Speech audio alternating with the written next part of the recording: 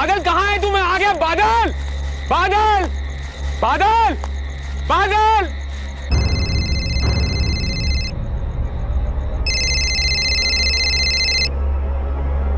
सुनिए सुनिए। हाँ? फोन।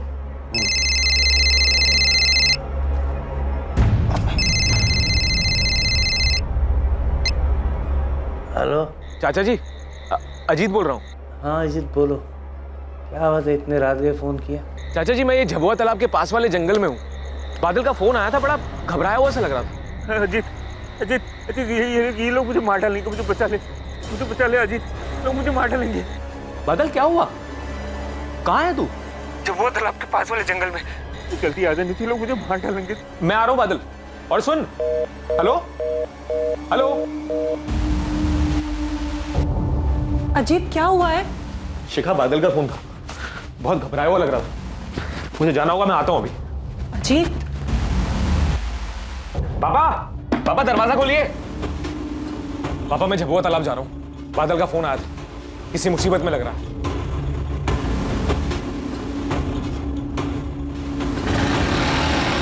रात बहुत हो गई है, संभल कर जाइएगा। ये टॉर्च रख लीजिए। कैलाश, अजीत का फोन आया था, बोला बादल कुछ मुसीबत में। कहाँ है वो? अजीत झपा तालाब गया बादल को ढूंढने। आप जल्दी बैठिए, हम भी चलते हैं, संभल के।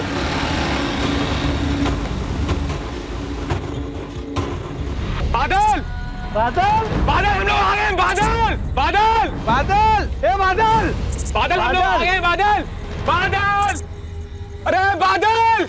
ऐसे तो हम लोग ढूंढ नहीं पाएंगे बादल को। मुझे लगता है हमें पुलिस की मदद लेनी चाहिए। विनायक जी, आप चिंता मत कीजिए, हम झबुआ तालाब जा रहे हैं, आपके बेटे बादल को ढूंढ लेंगे। पापा, मैं इनके साथ जा रहा हूँ। आप एक काम कीजिए, आप घर जाइए, लता चाची इंतजार कर रही होगी। और बादल का फोन आया ना तो मुझे फोन कीजिएगा। बादल बादल बादल, कहाँ है तू? बादल बादल। अजीत, अंधेरा बहुत है और धुंध भी बहुत ज्यादा है। उसने कोई एग्जैक्ट लोकेशन बताया था क्या? कोई निशानी कहाँ था वो? बस इतना बताया कि झबुआ तालाब के पास वाले जंगल में है।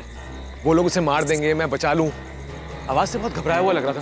मुझे बचा ले अजीत, लोग मुझे मार डालेंगे। बादल अक्सर इस तालाब पे आता था? पता नहीं सर, असल में बादल मेरे कजन मोहित का बहुत अच्छा दोस्त है। मोहित कहाँ है वो? उसका तो फोन ही ऑफ आ रहा है सर। बादल का फोन आने के बाद सबसे पहले मैंने मोहित को ही फोन किया था। ए बादल! क्या हुआ? बादल मिला? नहीं मिला? हे भगवान, इतनी रात को कहाँ गया होगा बादल? हाँ, पुलिस गई है साथ, अजीत भी गया है साथ में उनके। जय कहाँ है? जय से कुछ बात हुई? फोन नहीं उठा रहा है, शायद गहरी नींद में होगा। जब जरूरत होती है ना तभी गायब हो जाता है वो। कुछ पता चला बादल का? अरे भाई साहब, आप यहाँ? पीना, भाई साहब को क्यों उठाया? भैया बता रहे थे अपना मोहित भी बादल के साथ गया था। क्या मोहित बादल के साथ गया है? हाँ कैलाश, रात 10 बजे बादल आया था और मोहित को ले गया। अरे यार, कितना टाइम लगाता है, कब से वेट कर रहा हूँ। अबे वो जूते नहीं मिल रहे थे मेरे। मोहित, बादल, ये रात को कहाँ जा रहे हो तुम दोनों? पापा बस ऐसे ही घूमने जा रहे थे, थोड़ी देर हो जाएगी, आप सो जाना। मध्य प्रदेश के पालीपुर में रहने वाले बादल और मोहित जिगरी दोस्त थे और उस रात दोनों एक साथ अपने घर से निकले थे। जब बादल ने अजीत को फोन किया तो क्या उस वक्त मोहित भी बादल के साथ ही मौजूद था? बादल किससे डर रहा था? उसकी जान को किससे खतरा था? और मोहित कहां था? रात का अंधेरा छटते ही उनकी खबर भी सामने आने वाली थी और सामने आने वाला था एक ऐसा भयानक जुर्म जो उन तीनों के परिवार वालों के साथ साथ पूरे गांव को भी हिलाकर रख देने वाला था।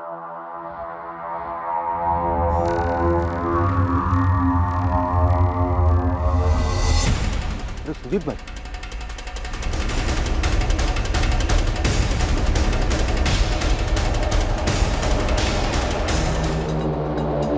तुम आसपास का एरिया स्कैन करो, तब तक मैं गांव वालों से बात करती हूँ। मैडम, ये मोहित और बादल हैं, पालीपुर गांव के ही हैं दोनों, बहुत अच्छे दोस्त थे।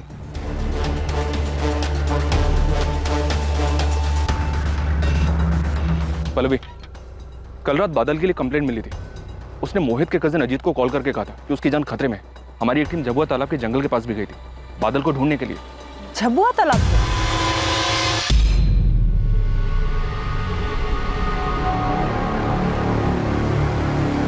हमने देर रात तक झबुआ तालाब वाले एरिया को सर्च किया फिर कंप्लेंट करने वाले अजीत को उसके मामा बलवंत ने कॉल किया। उसने बताया कि बादल के साथ मोहित भी था।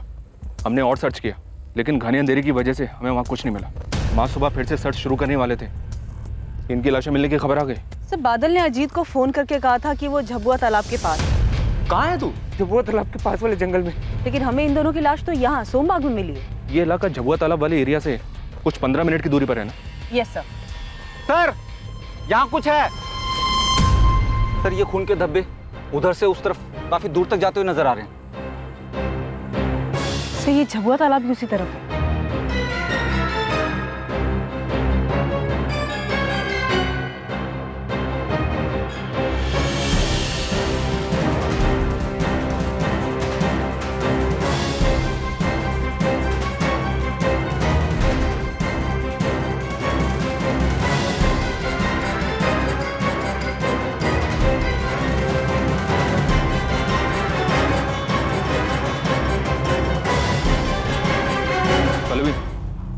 खून के निशान यहीं तक है, मतलब जो कुछ भी हुआ यहीं हुआ।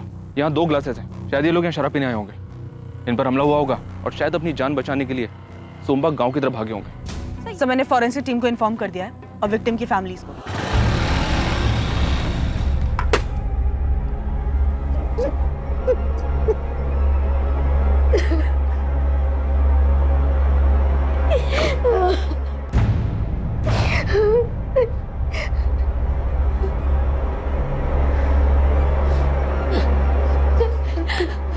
हमारा बादल बादल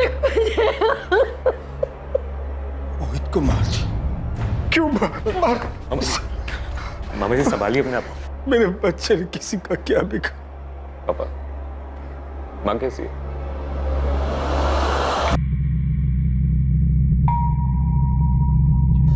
फिलहाल हम 2 एंगल मानकर चल रहे हैं, लूट या फिर दुश्मनी। मर्डर के वक्त विक्टिम्स ने शराब पी हुई थी। पता करो ये शराब उन्होंने खुद खरीदी थी या फिर किसी ने लाकर दी थी। आसपास के एरिया के हिस्ट्री शीटर्स को भी स्कैन करो। वैसे इस बात के चांसेस बहुत कम है कि ये काम लुटेरों की टोली का। शायद किसी ने सुपारी दी होगी अपनी दुश्मनी निकालने के लिए। सर, दुश्मनी किसकी? मोहित की या बादल की? यही तो पता करना है पल्लवी, कि प्लान बादल को मारने का था और बदकिस्मती से उस वक्त मोहित उसके साथ में था इसलिए मारा गया, या फिर जाल मोहित के लिए बिछाया गया था और बादल की डेथ कोलैटरल डैमेज है। सर, अगर मोहित या बादल की किसी के साथ भी दुश्मनी थी तो इसके बारे में फैमिली को डेफिनेटली पता होगा। मोहित की मौत के बाद बलवंत भाई साहब टूट चुके हैं। इनकी किस्मत में दुख ही दुख लिखा है। अभी कुछ ही महीनों पहले पता चला कि इनकी किडनी खराब हो गई है। मालती भाभी तो जब मोहित 3 साल का था तभी गुजर गई थी। तब भाई साहब इस चिंता में रहते थे कि वो अकेले मोहित की परवरिश कैसे करेंगे। मोहित, लो बेटा खा लो, थोड़ा सा खा लो। अब मेरे अच्छे बच्चे हो ना बेटा, पापा की बात नहीं मानो। लो। पापा, मम्मी कब आएगी? मोहित, देखो तो कौन आया है। और आपको एक बात बताऊं मैं, आपकी बीना बुआ आपके लिए क्या लेके आई है मालूम है? इतनी सारी चॉकलेट्स। और देखो, अजीत भैया भी आए हैं। कौन खेलेगा भैया के साथ? मैं। आप खेलोगे ना? खेलने से पहले आ करो। कैलाश, समझ में नहीं आता मोहित को कैसे संभालूंगा। मालती को गुजरे हुए 4 महीने हो गए और आज भी मोहित उसकी मां को पूछता है। तो अच्छा है कि अजीत और बीना हर हफ्ते यहाँ आ जाते हैं, तो उनके साथ मन बहल जाता है उसका, थोड़ा हंस खेल लेता है। और ऐसा कब तक चलेगा कैलाश? क्या फायदा इन सब का जब मैं अपने बेटे की हंसी तक वापस नहीं ला सकता। बलवंत भाई साहब के नमनपुरा गांव में एक बड़ी सी पुश्तैनी कोठी है। पहले वो वहीं रहते थे, लेकिन मालती भाभी के गुजर जाने के बाद उन्होंने वो कोठी अपने छोटे भाई प्रकाश को सौंप दी। बीना जब मोहित के पास थी तो उसने उसे कभी माँ की कमी महसूस नहीं होने दी, इसलिए भाई साहब ने हमारी कोठी के बगल में एक और कोठी खरीद ली। हमने कभी माना ही नहीं कि मोहित हमारे मामा का लड़का है।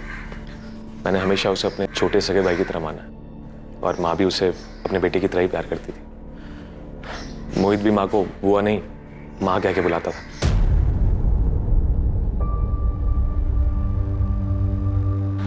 माँ, मोहित के जाने के बाद बलवंत मामा जी की तरह माँ का हाल भी बहुत बुरा।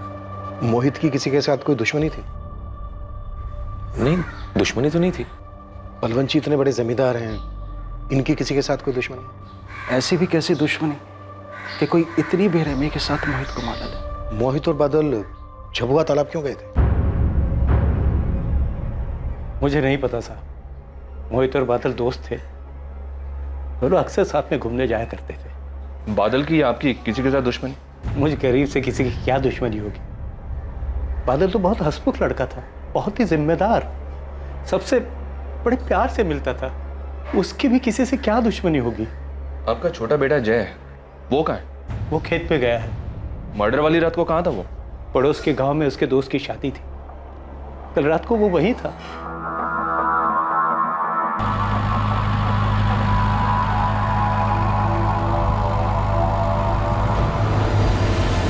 जय देख, ये मेरी परेशानी है, माँ बाबा को पता नहीं चलना चाहिए। तो क्या हर बार माँ बाबा से झूठ बोलते रहे? हाँ तो क्या हो जाएगा झूठ बोलने से? हाँ, मोहित को देख, क्या कुछ मोहित बड़े बाप का बेटा है, उसको कुछ फर्क नहीं पड़ेगा। भाई तुम अपना देखो और मत खेलो एक खतरनाक खेल, वरना इस बार सिर्फ चोट आई है, अगली बार जान पे भी आ सकती है। बलवंत जी बात करने की हालत में नहीं है, वेट करना पड़ेगा। तब तक गांव वालों से पूछना चाहिए, शायद किसी ने कुछ देखा सुना हो। गांव वालों से बातचीत शुरू हो गई है सर। पल्लवी गांव के सरपंच से मिलने गई है। सर, उस ठेके का पता चल गया जहां से मोहित और बादल ने शराब खरीदी थी।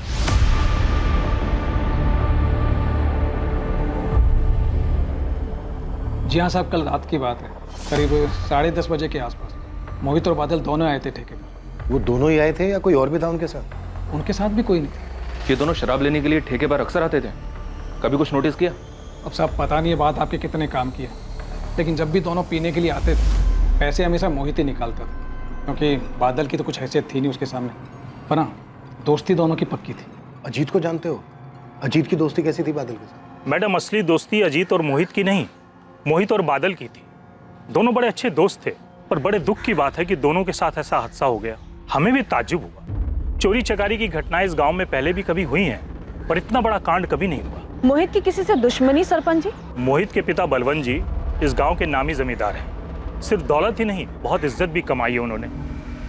ये बादल तो नामी जमींदार का बेटा नहीं था, बादल की किसी से दुश्मनी?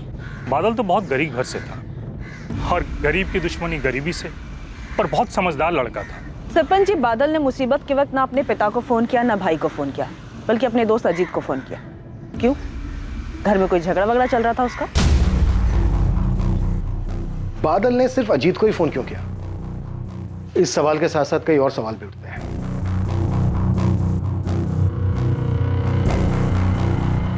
सर, मैं उस दिन इंदौर गया था खाद लेने, हमारी फर्टिलाइजर की शॉप है, लेकिन आप ये सब क्यों पूछ रहे हैं? इंदौर से घर कब लौटे? रात को करीब 12 बजे मैंने अजीत को खाना दिया, बस आंखें लगी थी कि बादल का फोन आ गया। पता नहीं सर, बादल ने उस दिन मुझे ही क्यों फोन किया, अपने पिताजी अपने भाई को क्यों नहीं? अभी तक हम सब लोग परेशान थे, इसलिए कभी इस बात पे ध्यान ही नहीं गया। हो सकता है मोहित ने उसे कहा मुझे फोन करने के लिए, क्योंकि मोहित को जब भी कोई परेशानी होती थी वो हमेशा मुझे ही फोन करता था। इस हिसाब से तो बादल को अपने छोटे भाई जय को भी फोन करना चाहिए था। बादल और मोहित के साथ साथ अजीत के भी कॉल रिकॉर्ड्स मंगवाते हैं, पता तो चले इंसिडेंट के वक्त इसकी फोन लोकेशन क्या थी। सर, हम दोनों विक्टिम्स और उनकी फैमिली से जुड़े सभी लोगों से मिल रहे हैं, पर एक शख्स ऐसा है जो अभी तक हमारे सामने नहीं आया। खुद बादल का भाई जय, वो मर्डर वाली रात भी यहाँ नहीं था, और मैं जब बादल के फादर से मिलने पहुंचा तब भी वो घर पर नहीं था। सर, कहीं हमें जानबूझ के टाल तो नहीं रहा है? सर, बादल का भाई आपसे मिलना चाहता है। सर, उस रात मैं अपने एक दोस्त की शादी में गया था, शोर शराबे में मुझे पता ही नहीं चला मुझे कब बादल का फोन आया। तुम्हें बादल ने फोन किया था? कितने बजे आया था बादल का फोन?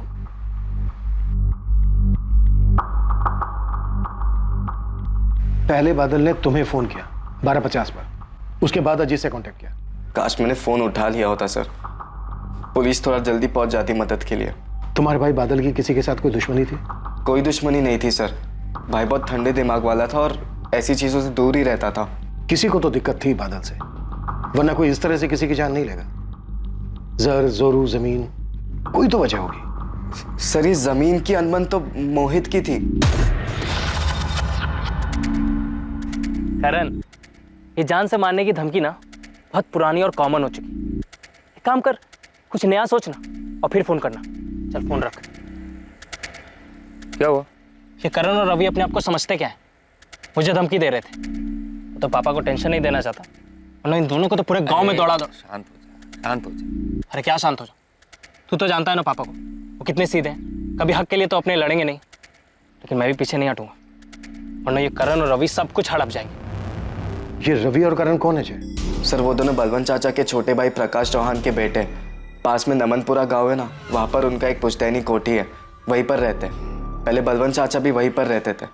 मोहित और उनके चचेरे भाइयों के बीच में उसी पुश्तैनी कोठी को लेकर झगड़ा था सर।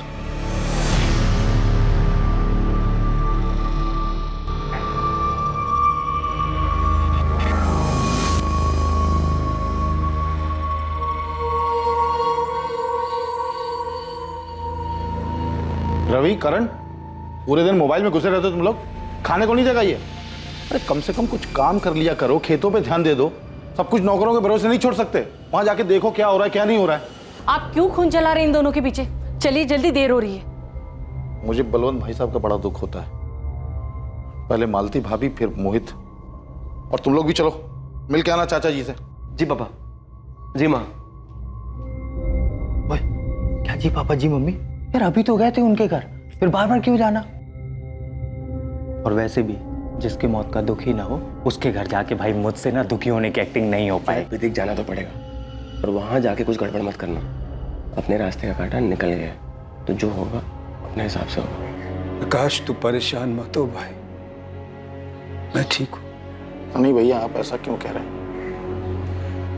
आप माने या ना माने, तो मोहित की बात सुनते ही ऐसा लगा जैसे किसी ने करण और रवि पे हमला कर दिया। आपकी बड़ी फिक्र होती है भैया, आप कुछ दिनों के लिए हमारे साथ चल के रहिए। नहीं प्रकाश, मैं वाकई यहाँ ठीक हूँ। अजीत और उसकी पत्नी मेरा अच्छे से ख्याल रख रहे हैं।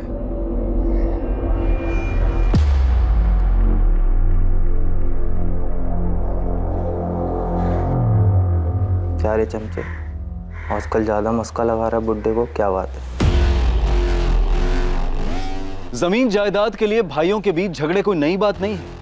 पत्थर की इमारतों के आगे रिश्तों का कद अक्सर छोटा पड़ जाता है। कागज के नोटों के वजन के नीचे दबकर भावनाएं दम तोड़ देती हैं, और ऐसे माहौल में पनपता है जुर्म।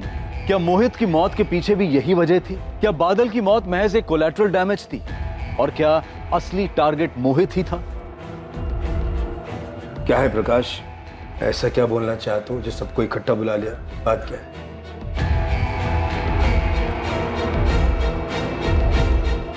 जी सर, रवि और करण चाहते थे कि हमारी जो पुश्तैनी कोठी और जमीनें हैं उनका बंटवारा आधे आधे के बजाय 70 और 30 के भाग में 70% रवि और करण को मिले और 30% मोहित को। इस बात को लेकर कोई झगड़ा था परिवार में? झगड़ा कैसा सर? अगर बंटवारे में एक भाई को थोड़ा सा ज्यादा मिल जाए तो आखिरकार जमीन और जायदाद घर में ही तो रहती है। और रही बात रवि और करण की सर, तो मोहित का उनके साथ भाई का रिश्ता था। पर रवि और करण ये ऐसा कोई रिश्ता मानते नहीं थे सर, और मोहित ये बात बखूबी जानता था, इसीलिए वो ये 70 और 30 वाले बंटवारे के खिलाफ था। भैया, हम सोच रहे थे कि कोठी और जमीन बेच के जो भी पैसा आया उसका 70-30 के हिसाब से बंटवारा कर लेते हैं। हिस्सा तो आधा आधा ही होगा चाचा जी, मतलब 50-50। किस बात का 50-50? यहाँ सारी देखरेख हम लोग करते हैं, खून पसीना हमारा बहता है। और वैसे भी आपकी इतनी सारी प्रॉपर्टीज है बड़े पापा, पुश्तैनी जायदाद में थोड़ा कम मिल जाए तो क्या दिक्कत है? हाँ प्रॉपर्टीज है तो जलन हो रही है। ए मोहित, औकात में रह, समझा? जब बड़े पापा कुछ नहीं बोल रहे बीच में तू क्यों उचक रहा है? और बड़े पापा आप ही बताइए, बड़ी माँ के गुजरने के बाद आप सब कुछ छोड़ छाड़ कर चले गए बीना बुआ के पास रहने के लिए। उस समय हमारे पापा ने सब कुछ किया, जमीन की देखरेख, कोठी की मरम्मत, खेती बाड़ी, सब कुछ। आज 20 साल हो गए हैं उस बात को, और हम 70-30 का हिस्सा इसलिए बोल रहे हैं ताकि सारा परिवार राजी खुशी से रह सके। कुछ गलत बोल रहे हैं तो आप बताइए। नहीं रवि बेटा, बोल तो तू ठीक रहा है। क्या ठीक बोल रहा है पापा? बंजर जमीन थी, उस पर खून पसीना लगाकर आपने उसे उपजाऊ बनाया, तब जाकर लोग उसे हाथों हाथ खरीदने के लिए तैयार है। छोटी सी कोठी थी दादाजी की, उसे पैसे लगाकर आपने इतना आलीशान बनवाया। मोहित बेटा, मैं समझ रहा हूं तो क्या बोलना चाह रहा है, लेकिन एक बात समझो, आज जो कुछ हमारे पास है उसके लिए ना तो तुमने मेहनत की और ना ही रवि और करण। जो भी हो पापा, लेकिन मुझे 70-30 की हिस्सेदारी तो बिल्कुल मंजूर है। अगर इनकी यही जिद है तो ठीक है, छूट जाए सौदा। मोहित सुन ले, अगर तेरी वजह से सौदा टूटा ना, तुझे 20 से फाड़ के रख दूंगा, बोल रहा हूं। करण क्या बोल रहा है तू बेटा? शांत हो जा। कैलाश, क्या लगता है तुझे? मुझे क्या लगेगा भाई साहब? मोहित सही बात कह रहा है, बंटवारे का मतलब आधा आधा ही होता है। हाँ, 50-50 ही सही है, सबको बराबर मिलना चाहिए।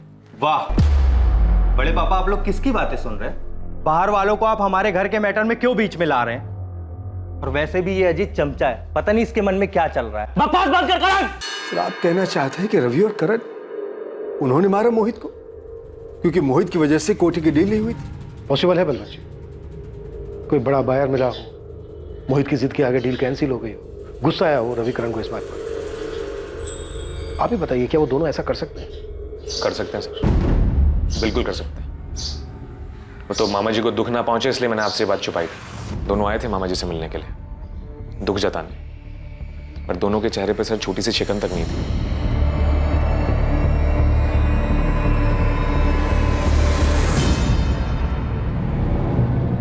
कहाँ हो आप? पुलिस रवि और करण को पकड़ कर ले गई है।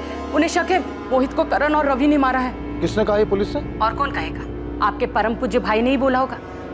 उनका बेटा तो नहीं रहा, उसका बदला हमारे बेटों से लेना है उनको। वो फिक्र मत कर, पुलिस को 10 मिनट में छोड़ना पड़ेगा हमारे रवि और करण को। मैं अभी वकील से बात करता हूँ।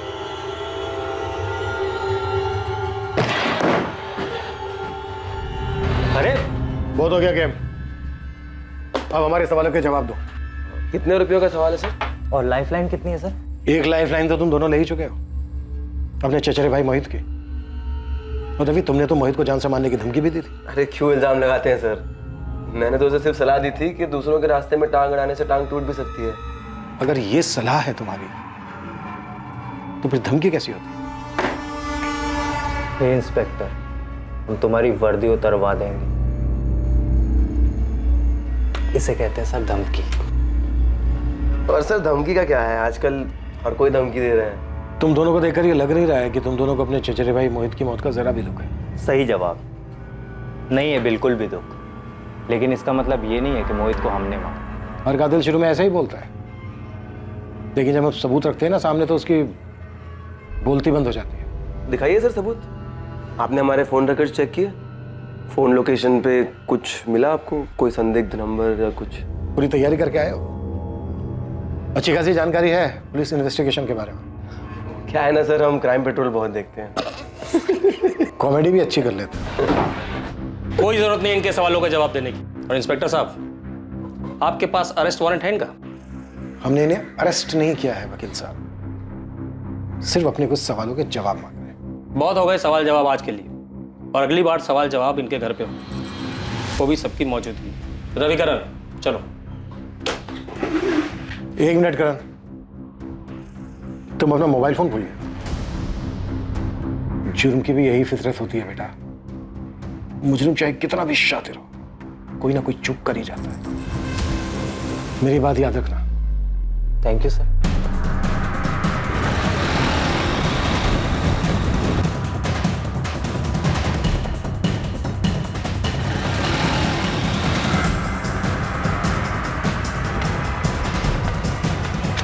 वही रुक जा, हाथ ऊपर।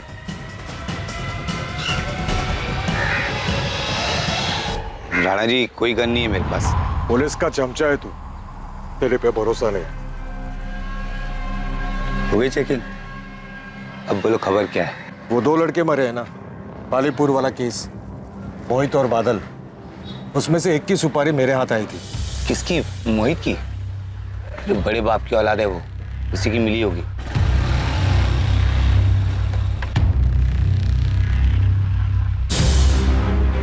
बाकी पैसा काम हो जाने के बाद। किसका टिकट काटना है? आसान शिकार है। हर महीने की 15 तारीख को अपने घर और खेत का सामान लेने जबलपुर जाता है। इस बार भी जाएगा, लेकिन वापस नहीं आना चाहिए। याद रहे, 15 तारीख। 15 तारीख? लेकिन मोहित और बादल तो उससे पहले ही 11 तारीख को। मेरी तरफ से सारी तैयारी हो चुकी थी, देसी कट्टा भी मंगवा लिया था और मारने की जगह भी देख ली थी, लेकिन 15 तारीख से पहले किसी कमीने ने मेरी मुंह की सुपारी खुद ही खा ली। अभी पता नहीं चला है, शायद उसी आदमी ने डबल सुपारी दे दी हो। किसने दी थी ये सुपारी? नाम क्या है उसका? उमेश ठाकुर। उमेश ठाकुर? ये तो नाम भी नहीं पता मुझे नहीं मालूम कौन है ये। सर, उमेश ठाकुर प्रीति ठाकुर का भाई है। बादल और प्रीति एक दूसरे से प्यार करते थे। वो दोनों स्कूल टाइम से साथ में थे, लेकिन मुझे पिछले साल ही पता चला।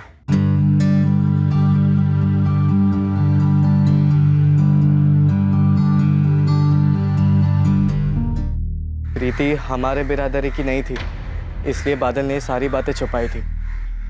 सर मैंने भाई को बहुत समझाया था, लेकिन भाई तुम अपना देखो और मत खेलो एक खतरनाक खेल, वरना इस बार सिर्फ चोट आई है, अगली बार जान पे भी आ सकती है। देख जय, मैं समझता हूँ कि तुझे मेरी फिक्र है, लेकिन माँ बाबा को ये बात मत बता, खामखा परेशान होंगे। और प्रीति और मैं, हम दोनों एक दूसरे को स्कूल टाइम से जानते हैं, तब से एक दूसरे से प्यार करते हैं। खून उनका भी लाल है और हमारा भी। लेकिन खून सिर्फ हमारा बहेगा भाई, वो भी उनके हाथ में, और ऐसा ही हुआ।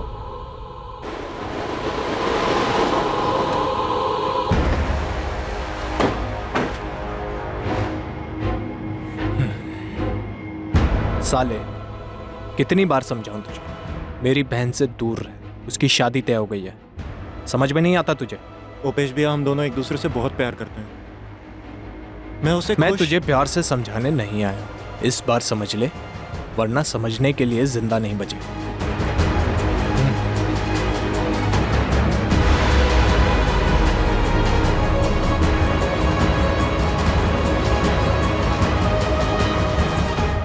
ये कब की बात है?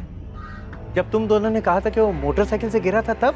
आप परेशान ना हो इसलिए बादल ने झूठ बोलने बोला था। जय, तुम इतना कुछ जानते थे पर तुमने हमसे सब छुपाया, क्यों?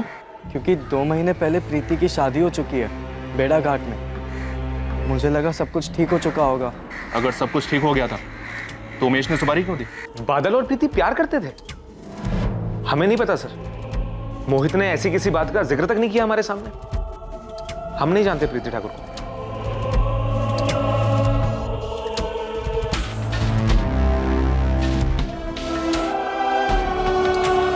माँ कहाँ थी आप? कब से ढूंढ रहा हूँ, नींद ही नहीं आ रही मुझे, आप सुला दो। इतना बड़ा हो गया है, लेकिन अभी भी मेरी गोद में सोने की तेरी आदत गई नहीं।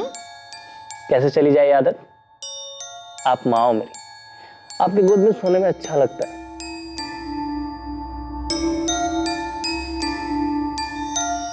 अजीत, मोहित इधर है। मोहित, मैं कब से बाहर ढूंढ और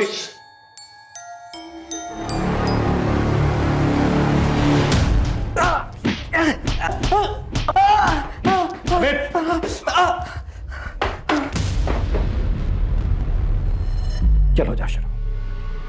हाँ, मैं मिला था राणा से और बादल की सुपारी भी दी थी। तेरी बहन की तो बेड़ा घाट के किसी दीपक राजपूत से शादी हो चुकी थी, फिर क्यों दी थी बादल की सुपारी?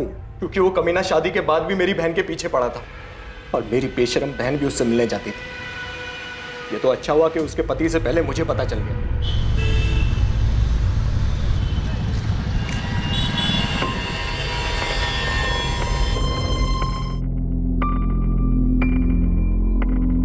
सारी सब्जी लेकर आए हो ना, वरना मेरी सास किटकिट करेगी। फिक्र मत करो, सब लेके आया। वैसे सही तरीका ढूंढा है तुमने अपने ससुराल वालों को चकमा देने का। तुम थोड़ी देर बाद निकलना, ठीक है?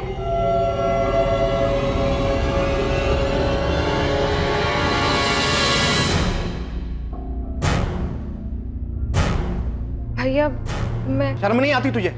तेरी शादी हो चुकी है। उमेश भैया, प्रीति को मत मारो। अब तू चुप कर साले, तुझे तो मैं जिंदा नहीं छोड़ूंगा।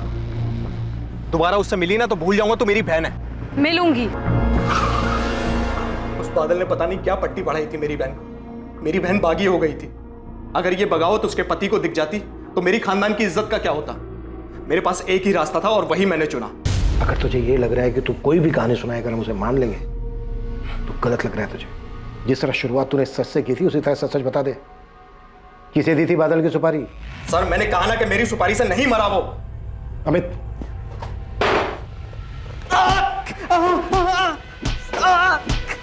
खबरी लालचंद को बोला है सर सारे सुपारी गैंग्स में पता करने के लिए, और उमेश के कॉल रिकॉर्ड्स भी मंगवाए हैं। सर, ये उमेश काफी मोटी चमड़ी है, इतना थोड़ा फिर भी मुंह नहीं खोल रहा है। उसकी बहन प्रीति से बात करनी चाहिए, शायद उसे कुछ पता हो। जादव, बादल की बाइक का कुछ पता चला? इन्फॉर्मेशन तो हर जगह पहुंचा दिया सर, और चोरी का सामान डील करने वालों के यहाँ भी देखा, पर इस बाइक के बारे में किसी को कुछ पता नहीं है। ठीक है, लेकिन पता करते रहो। प्रकाश, ऐसे केसेस में पुलिस सब पर शक करती है, सबसे सवाल जवाब करती है, लेकिन मैंने सारी पूछताछ में कभी रवि और करण का नाम तक नहीं। जब अजीत ने उन दोनों का नाम लिया तो आपने एक बार भी नहीं कहा कि वो दोनों ऐसा नहीं कर सकते। और पुलिस ने तो धमकी दी है मेरे बच्चों को कि वो लोग ये गांव छोड़ के कहीं नहीं जा सकते। दुर्गा, रवि और करण मेरे बेटे जैसे हैं, मैं उन्हें कुछ नहीं होने दूंगा। बेटे जैसे होते तो आप मान लेते उनकी बात और कोटी का हिस्सा देने से मना नहीं करते। आकाश, ये दुर्गा क्या बोल रही है? देखो, कभी कभी हम बच्चों की जिद के आगे मजबूर हो जाते हैं। सही कहा आपने, औलाद से बढ़कर कुछ नहीं होता। और इस केस में अगर मेरे बेटों को कुछ हुआ ना तो मैं भी बर्दाश्त नहीं करूंगा भैया।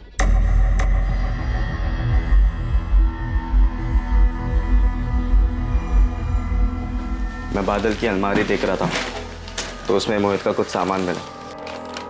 पुलिस मुझसे प्रीति ठाकुर के बारे में पूछ रही थी, पर मोहित ने कभी बताया नहीं उसके बारे में।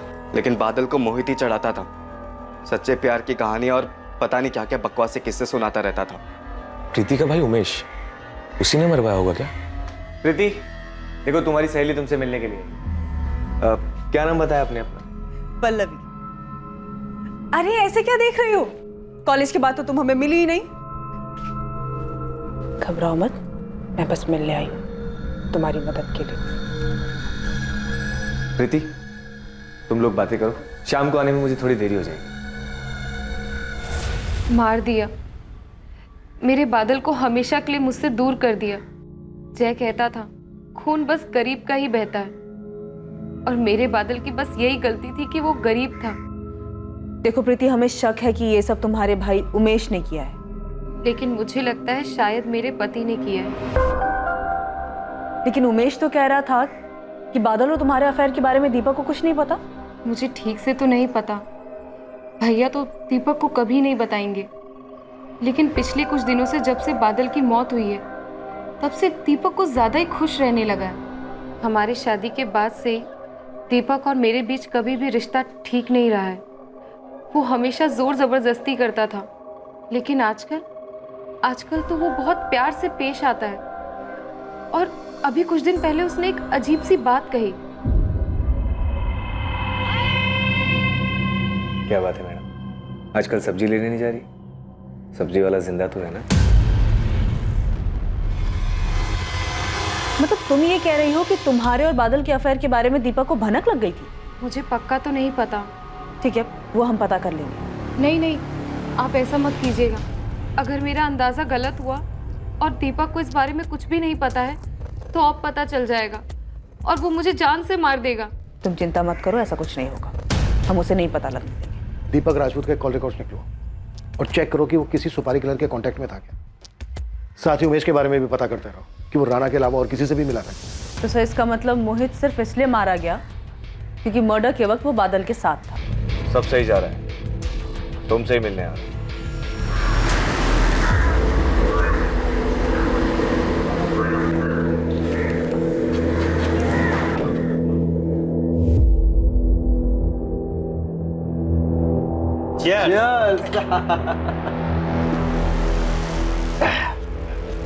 यार दीपक, ये जमीन की डील एक बार फाइनल हो गई तो तीनों का तगड़ा फायदा होगा नहीं? और वैसे भी तेरा फायदा तो पहले ही हो चुका है। अबे तुम दोनों के तो दोनों हाथों में पहले से लड्डू है। अच्छा लगता है ना जब अपनी प्रॉपर्टी किसी दूसरे से शेयर ना करनी पड़े, है? बात तो सही कह रहा है। क्या दीपक की करण और रवि से दोस्ती है? हाँ साहब, अब पता चला है त्रिमूर्ति साथ मिलकर जमीन की कोई डील कर रहे हैं। डील तो हुई है इनके बीच, लेकिन किस चीज की ये खुद के निकालना पड़ेगा। शुरुआत से ही पुलिस इस असमंजस में थी कि मोहित और बादल में से असली टारगेट कौन था और कौन दूसरे के साथ मौजूद रहने की वजह से मारा गया था। लेकिन अब पुलिस के पास संदिग्धों के अलग अलग विकल्प मौजूद थे। किसी की बादल से दुश्मनी थी तो किसी की मोहित से, और अब यह संभावना भी नजर आ रही थी कि शायद दोनों के दुश्मनों ने मिलकर ही इस हत्याकांड को अंजाम दिया था। सर, मुझे एक बात याद आ रही, थोड़ी पुरानी है, कोई 7-8 महीने पहले की। किससे जुड़ी हुई है, मोहित या बादल? दोनों से ही। अरे यार, कोई बात नहीं, मेरे में से ले ले। अरे नहीं, तू खाना, मैं यही पास में तो है, लेके आता हूँ। ठीक है? अबे हाँ, जलेबी खाएगा? हाँ, ले ले। भाई लोगों को गरम गरम खिलाने का, समझा? गलती हो गई। देख के नहीं चल सकता, साला नया शर्ट खराब कर दिया। तमीज से बात करो ना भाई साहब, बोल तो रहा हूं गलती हो गई। अबे एक तो शर्ट खराब किया, ऊपर से मेरे मुंह लग रहा है। तू जानता नहीं तू मेरे को, हैं? जानता नहीं तू मेरे को, नया क्या तू? समझ में नहीं आता। उस दिन जिस आदमी का हाथ जला वो पास के नमनपुरा गांव का नटवर मौर्य है। 1 नंबर का गुंडा है सर। उस दिन उसका हाथ गलती से जला और उसके बाद जो उसने जानबूझकर किया वो बहुत ही गलत किया।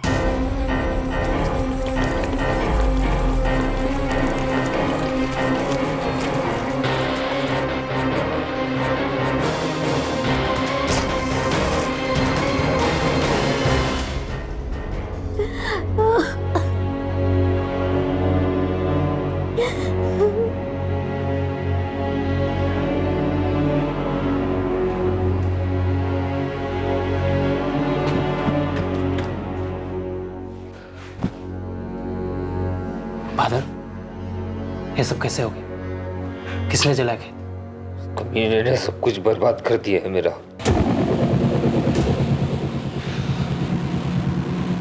उसे मैं नहीं छोड़ूंगा।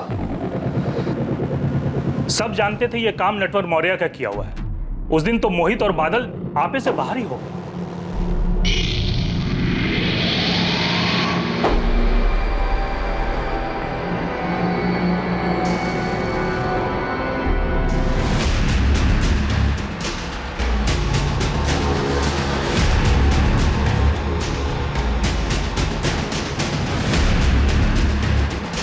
मार मार रुक रुक जा इधर आ रुक तेरी तो बादल का बदला तो पूरा हुआ सर, पर उसके बाद दोनों गांवों के बीच बहुत तनाव बढ़ गया। दोनों तरफ मारकाट की बातें होने लगी। फिर मैंने और नमनपुरा के सरपंच ने मिलकर सबको शांत किया। हम किसान हैं साहब, फसल जल गई थी हमारी, कैसे भूल सकते उस दिन को। अगर इतनी बड़ी बात थी तो हमसे छुपाई क्यों? गलती होगी सर, सब शांत हो गया था तो हमें भी ध्यान नहीं रहा कि नेटवर्क अब भी उस झगड़े का बदला ले सकता है। बदला वक्त के साथ और बढ़ता है अजीब। उसकी टांग टूटी, ऊपर से गुंडा वो कैसे सोच लिया कि वो बाद में बदला नहीं लेगा। रवि और करण की मोहित से दुश्मनी थी, उमेश और दीपक की बादल से। तू चुप कर साले, तुझे तो मैं। फिर पता चला रवि, करण और दीपक दोस्त हैं। और अब ये नटवर मौर्य वाला एंगल सामने आया। इसकी तो अकेले की दुश्मनी थी इन दोनों मोहित और बादल से, ऊपर से क्रिमिनल भी है। मारपीट के केसेस दर्ज हैं इसके नाम पे। भाई लोगों को गरम गरम खिलाने का, समझा?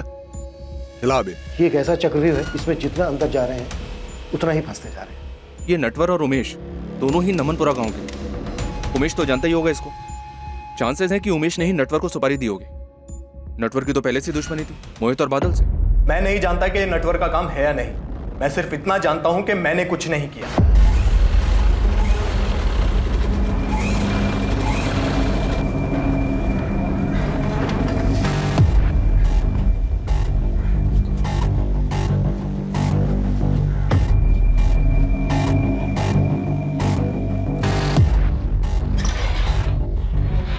उमेश ठाकुर की जमानत हो गई है।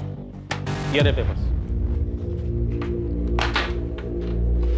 ये उमेश के वकील आप कब से हो गए तोमर साहब? कानूनी दांव पेच लगाकर ऐसे मुसीबतों को क्यों बचा रहे हैं? सिर्फ पैसों के लिए? आप अपनी ड्यूटी कीजिए, मैं अपनी कर रहा हूँ। मेरे क्लाइंट रवि और करण चौहान के करीबी दोस्त हैं दीपक राजपूत, और उमेश दीपक राजपूत का साला है। रवि, करण और दीपक उमेश की बेल करवाना चाहते हैं, और उन्हीं के कहने पे मैंने ये काम लिया। छोड़ दो उमेश को।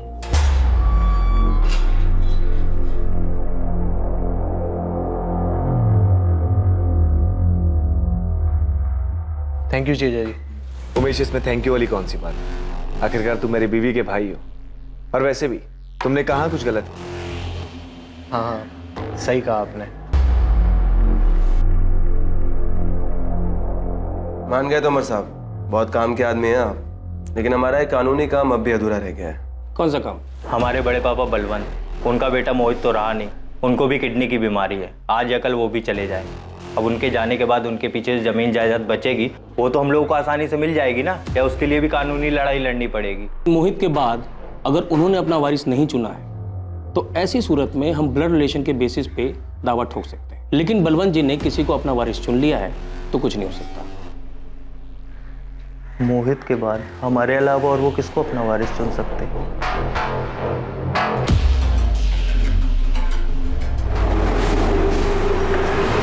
साहब, काम की खबर लाया। जबलपुर के 2 सुपारी किलर नंदू और रघु पिछले हफ्ते पालीपुर में दिखे थे। कहाँ से मिली खबर? पक्की है? बिल्कुल पक्की है साहब। वो गन सप्लायर है मदन चाचा, उन्हीं से मिलने आए थे दोनों।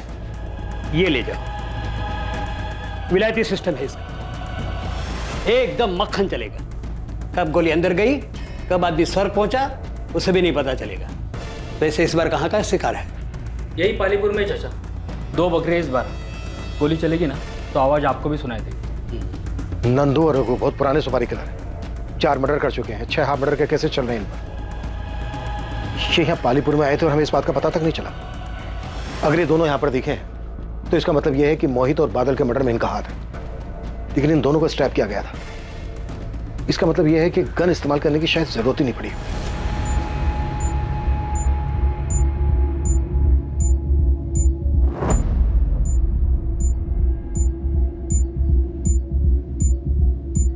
हमारे पास 3 संदिग्ध हैं जिन्होंने रघु और नंदू को हायर किया होगा मोहित और बादल के मर्डर के लिए। एक रवि और करण। जमीन जायदाद का मसला। प्रीति वजह होगी।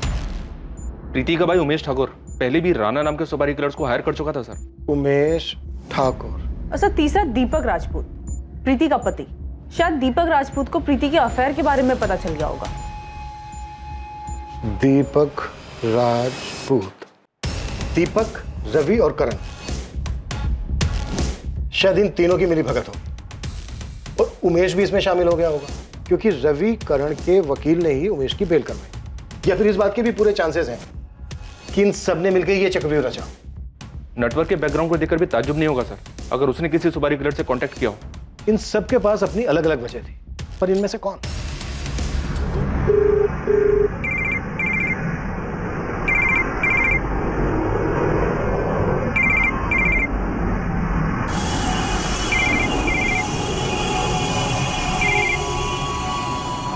टेक किया आपने पापा? पहले बेटा छोड़ गया, अब भाई दूर होता जा रहा है। आप ऐसा क्यों कह रहे हैं भैया? हम हैं ना आपके साथ। भाई साहब, रवि और करण तो बच्चे हैं, लेकिन प्रकाश भाई को ऐसा नहीं करना चाहिए था। पुलिस ने सिर्फ रवि और करण से नहीं, मुझसे और अजीत से भी पूछताछ की। पता नहीं ऐसा कौन सा डर है उन्हें जो पूछताछ में सामने आ जाएगा। आपको याद है भाई साहब कैसे उस दिन मोहित और करण एक दूसरे के आमने सामने थे? अगर तेरी वजह से ये सौदा टूटा ना, तुझे 20 से फाड़ के रख दूंगा, बोल रहा हूं। मुझे इसमें मत घसीटिए साहब, मुझे कोई बदला नहीं लेना है, ना मैंने कोई बदला लिया है साहब। मैं समझ चुका हूं साहब, सब कर्मों का फल होता है। मैंने मेरा भुगता, उन लोगों ने अपना। नहीं नटवर, तू नटवर लाल है, कोई बाबा नहीं है। ये तुझे याद है या मैं दिलाऊं? याद है साहब, लेकिन जब से पैर धीमे चल रहे हैं ना साहब, तब से दिमाग तेज चलने लगा, सब समझने लगा हूं अच्छा बुरा। इसलिए ये चोरी चकारी सब छोड़ दिया मैंने। चोरी छोड़ दी, लेकिन हेरा फेरी वो तो नहीं छोड़ी ना तूने। अपने दोस्तों का साथ तो नहीं छोड़ा तूने। हाल खबर तो बराबर लेते रहता है तू उनकी। दुश्मनी तो मोल नहीं ले सकता ना साहब, तो हाल खबर ही लेता रहता हूँ। हालांकि जब उनसे बात होती है तो उन्हें भी समझाता हूँ, कुछ नहीं रखा भाई इसमें, सुधर जाओ। बहुत बकवास सुन ली तेरी। अब सीधे सीधे बोल, रघु और नंदू कहाँ है? उन दोनों से कांटेक्ट किया था ना तूने? क्या फिर नमलपुरा का उमेश में शामिल है इसमें? कौन उमेश था? उमेश ठाकुर। इसकी तब तक खातिरदारी करो जब तक ये सच ना बोलते। सर, ये नंदू और रघु भोपाल में अरेस्ट हुए थे। कुछ 1 महीने पहले बेल पे बाहर हुए। पल्लवी, तुम भोपाल जाओ, रघु और नंदू से जुड़ी सारी इंफॉर्मेशन पता करो, और जिस केस में ये अंदर हुए थे उस केस के इन्वेस्टिगेटिंग ऑफिसर से भी मिलो। इस बात के पूरे चांसेस हैं कि उनमें से कोई ना कोई इनके कांटेक्ट में जरूर है। Okay sir. नेटवर्क खुद हिस्ट्री शीटर है। रघु और नंदू से कांटेक्ट करना उसके लिए कोई बड़ी बात नहीं, लेकिन अगर ये काम रवि और करण ने करवाया है तो सोचने वाली बात यह है कि ये दोनों इतने खतरनाक सुपारी किलर से कैसे मिले होंगे। सर, वो अमित तोमर, इन दोनों का एडवोकेट, सर वो एक क्रिमिनल लॉयर है। वो जानता होगा रघु और नंदू को, शायद वहां से मदद मिली हो।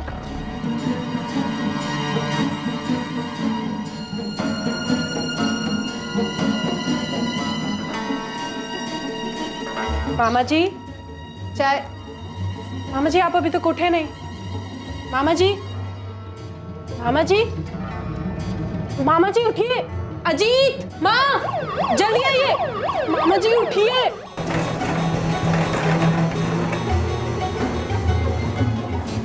ये अचानक भैया को क्या हो गया? कहाँ लेके गए उनको? माँ जी, आप घबराइए मत।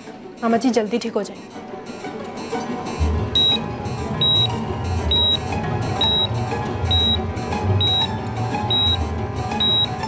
एक तरफ पुलिस सामने आने वाले हर एक एंगल को टटोल रही थी और वहीं दूसरी तरफ बलवंत चौहान अस्पताल में अपनी जिंदगी के लिए लड़ रहे थे। रघुवंशी और चौहान परिवार के लिए घड़ी बहुत मुश्किलों से भरी थी और बादल का परिवार भी कई मुसीबतों से संघर्ष कर रहा था।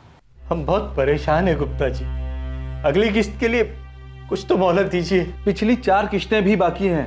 बादल ने कहा था कि 1 हफ्ते के अंदर सारी किस्तें चुका देगा। लेकिन आपको पता है ना बादल के साथ क्या हुआ? हम अभी भी उस दुख से इसीलिए हम इतने दिन रुके रहे, लेकिन अब और नहीं रुक सकते। पिछली बार भी जब आपके खेत में आग लगी थी तब हमने सब्र किया था ना।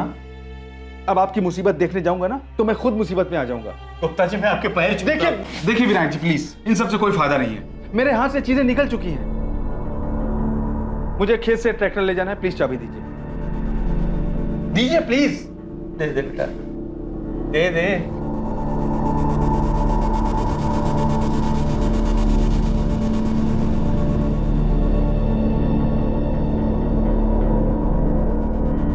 नंदू, रघु और यहाँ के पंजा गैंग के बीच काफी वक्त से गैंग वार चल रहा है।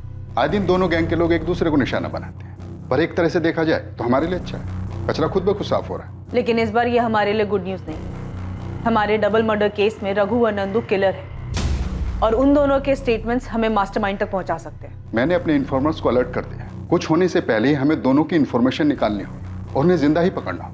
आपने किसी अमित तोमर का नाम सुना है? एडवोकेट है। रघु और नंदू के केस में कभी आए हो यहाँ पे मिलने? आप फिल्में बहुत देखते हैं क्या इंस्पेक्टर साहब? कहानी तो पूरी फिल्म बना ली आपने, लेकिन मुझे फिल्मों का शौक नहीं है। मैं कानून के दायरे में रहकर अपने क्लाइंट्स को सलाह देता हूँ और उन्हें प्रोटेक्ट करता हूँ।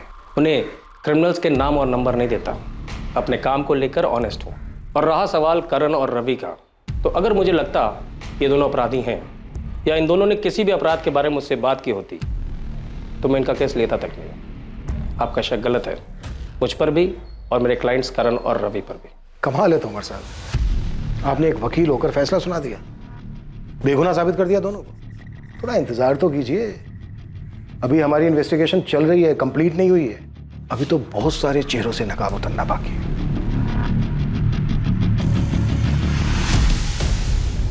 सुपारी किलर्स? हाँ, नंदू और रघु ये दोनों मध्य प्रदेश के कुख्यात किलर्स हैं। बादल और मोहित को मारने के लिए इन दोनों को हायर किया गया था। 10 से 12 सितंबर के बीच ये दोनों यहीं पालीपुर की एक लॉज में रुके थे। पर सर मेरा भाई बहुत ही सीधा लड़का था, उसने किसी का क्या बिगाड़ा था जो कोई इतने खतरनाक लोगों को उसे मारने के लिए भेजेगा? बस करो अजीत, मोहित कोई बच्चा नहीं था और उसी ने बादल को बिगाड़ा था। और सिर्फ बादल ऐसा था ही नहीं कि वो किसी शादीशुदा लड़की को लॉज में मिलने बुलाए। मोहित ही उसको बहकाते रहता था, प्यार के किस्से सुना कर उसका दिमाग खराब करता रहता था ताकि वो प्रीति से मिलता रहे। और अब पता चल रहा है कि मोहित की किसी से दुश्मनी थी जिसकी वजह से मेरा भाई मारा गया। जैब तू चुप हो जा, मेरा मुंह मत खुलवा। तेरा भाई भी कोई दूध का धुला नहीं था। नेटवर्क की टांग किसने तोड़ी थी? और मेरे भाई को भड़काया किसने था नेटवर्क की टांग तोड़ने के लिए? तुम्हारे भाई मोहित ने। मार साले को, छोड़ना मत। ओ साहब, कब तक यूं ही बैठा के रखोगे? बोला ना कुछ नहीं किया साहब। साहब मेरी बात सुनो, मैंने कब का ये बुरे काम छोड़ दिए? चुप करना, जाके बैठ जाओ पे। ओ साहब, बड़े साहब से बात करो ना। बोलो ना, चुपचाप बैठ। ओ साहब, साहब मेरी बात तो सुनो। बैठ जाओ पे। ओ साहब। बलवंत भैया ने अपना बेटा खोया है, कैसे भूल रहे हैं आप कि मोहित अब वापस नहीं आएगा? मुझे भी दुख है इस बात का, लेकिन इसका ये मतलब नहीं कि अपने बेटों की कुर्बानी दे दूं मैं। उनकी तरफदारी करने से पहले तुझे सोचना चाहिए। कुछ तो लिहाज कीजिए उनकी तबीयत का। बलवंत भैया अस्पताल में है, बेटा तो खो ही चुके हैं और अब भाई भी उनका साथ नहीं दे रहा, तो उनकी सांसें भी उनका साथ छोड़ रही हैं।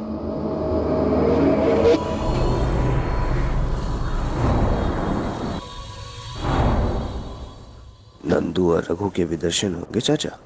होंगे।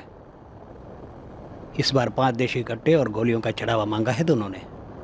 कुछ घमासान होने वाला है। आंखें खुली रखोगे तो दर्शन भी होंगे।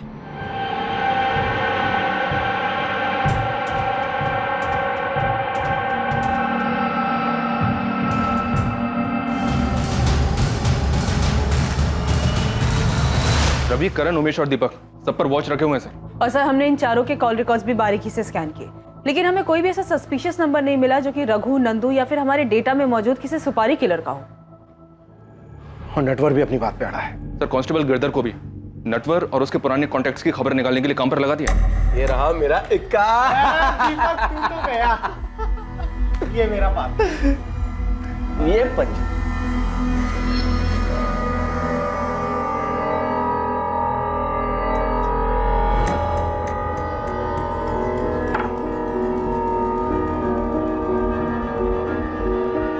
ये लीजिए मैडम आपकी चाय। भैया ने मेरी शादी तो करवा दी, तुमसे दूर कर दिया। उस घर में एक एक मिनट मेरे लिए जंग है। मुझे घर वापस जाना अच्छा ही नहीं लगता। वहां रहकर भी बस हमारे बिताए हुए वक्त के बारे में सोचती रहती हूँ। बादल, मुझे अपने साथ ले चलो, मुझे वहां नहीं जाना है। दूर तो मैं भी नहीं रहना चाहता तुमसे, तुम फिक्र मत करो, मैं कुछ करता हूँ। इस बार हमें कोई अलग नहीं कर पाएगा, तुम्हारा भाई भी नहीं। तुम लोग चाय पियो, 1 मिनट में आता हूं। अपने पत्ते देख।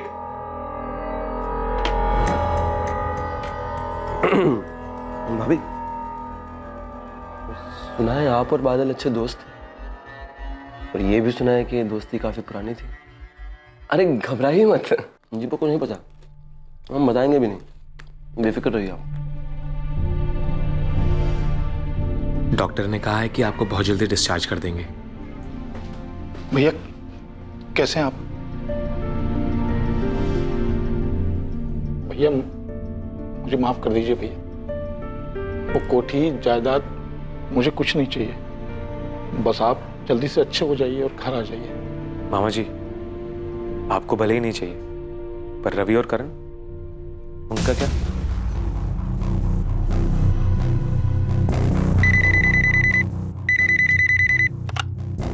हेलो। ये तो हद ही हो गई सर, पहले आप हमारे पीछे पड़े थे, अब हमारे वकील साहब पर भी शक कर रहे हैं। शक करना पेशा है हमारा। सच निकालने के लिए पहले हम शक करते हैं, फिर समझाते हैं, और अगर कोई नहीं समझे ना तो तभी से कुटाई करते हैं। एक्यूज बच नहीं सकता हमसे, चाहे वो कितने भी दूर छुपा। सर कहीं ऐसा ना हो कि अक्यूज्ड आपके सामने ही बैठा हो और आप दूर ही देखते रह जाएं। जो भी बोलना है खुल के बोल। अजीत रघुवंशी आपके नजदीक ही है सर। मोहित का कजन? हाँ सर, वही है इकलौता अजीत रघुवंशी। और उससे तुम्हारी क्या दुश्मनी है जो उसका नाम ले रहे हो? कोई दुश्मनी नहीं है सर, पर आपकी उससे खास दोस्ती हो गई है। सवाल तक नहीं कर रहे आप लोग, शक की सुई तो घुमाइए उसकी तरफ। कुल्हाड़ी पर पैर मारने का शौक है तुम्हें रवि? अच्छा खासा ध्यान हटाता तुम लोगों पर से। पुलिस को दोबारा ऐसे मत छेड़ना, तकलीफ हो सकती है तुम दोनों को। सर, अजीत का नाम सिर्फ हमें भटकाने के लिए लिया जा रहा है। मुझे भी ऐसा ही लग रहा है पल्लवी, लेकिन एक बात तो है, अजीत ने खुद सामने से आकर हमें कोई बात नहीं बताई। ना तो जमीन जायदाद को लेकर झगड़े के बारे में, ना ही नटवर के साथ हुए झगड़े के बारे में। कहीं ऐसा तो नहीं है कि ये जानबूझकर अनजान बन रहा है?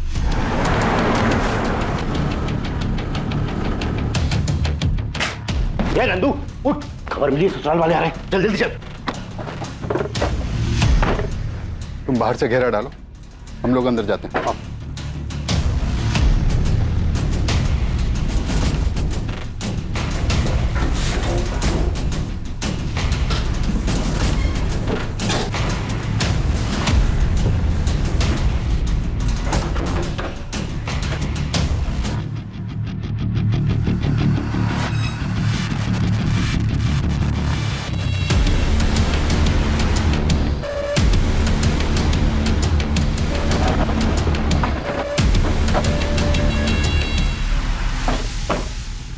मैं बलवंत जी से मिलता हूं, तुम आसपास पूछताछ करो।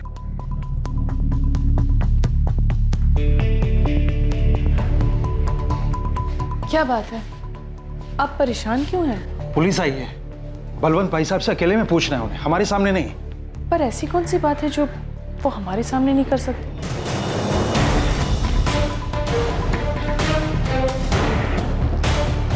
आप अजीत पे शक कैसे कर सकते हैं सर? अजीत और मोहित तो सगे भाइयों से भी बढ़कर थे। बलवंत जी, काफी प्रॉपर्टी है आपके पास, रवि और करण में काफी लालच है आपकी प्रॉपर्टी को लेकर। क्या अजीत के मन में ऐसा कुछ नहीं है? मोहित ने जायदाद को लेकर अजीत के बारे में कभी आपसे कुछ कहा? कभी कोई झगड़ा हुआ हो मोहित और अजीत के बीच? आप कुछ बता सकते हैं? मनहूस है ये जायदाद, और आप मेहरबानी करके अजीत को रवि और करण से मत आके। अजीत बड़ा ही सीधा साधा और पारिवारिक लड़का है, मेरी बहन और बहनों ने उसे खुददार बनना सिखाया है।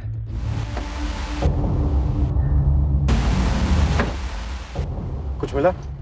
तो ये अजीत इंसान है या फरिश्ता? लोग भगवान में भी बुराई ढूंढ लेते हैं, लेकिन इस अजीत की कोई बुराई नहीं कर रहा है। लेकिन फिर भी मैंने गिरधर को बोला है अजीत की दुकान के आसपास बात करने के लिए।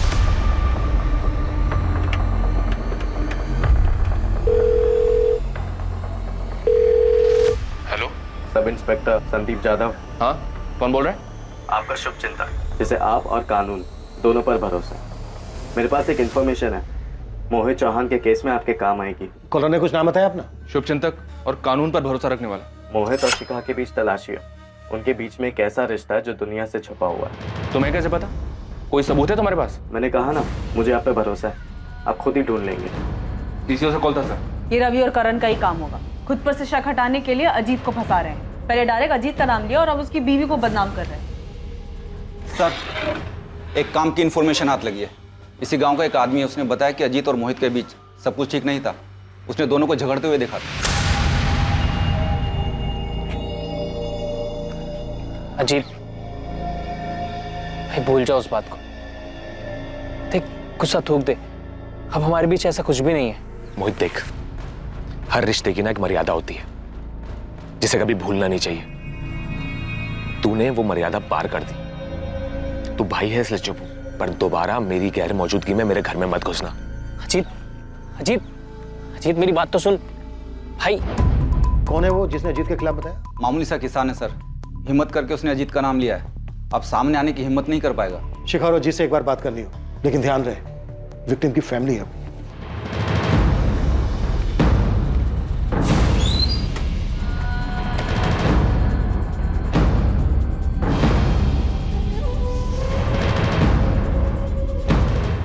सर, आप लोग शिखा को ऐसे कैसे उठा के ले आए? सच जानने, और वो हम जान चुके हैं जो अब तक तुमने हमसे छुपाया। सच तो हम जान चुके हैं शिखा, बस तुम्हारे मुंह से सुनना है।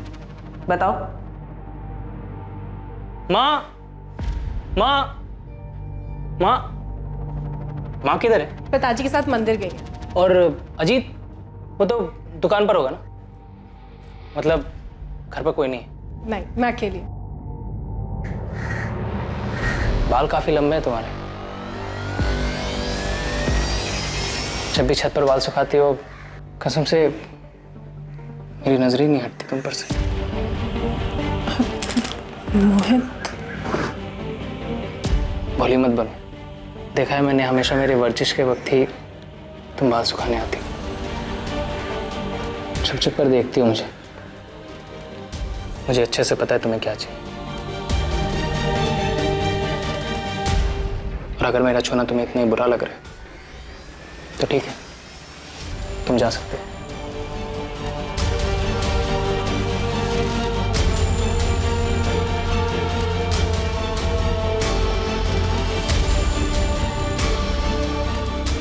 मुझे मेरी लाइफ के सबसे अच्छे और सबसे खास लोगों से ही धोखा मिला था। कब पता चला तुम्हें?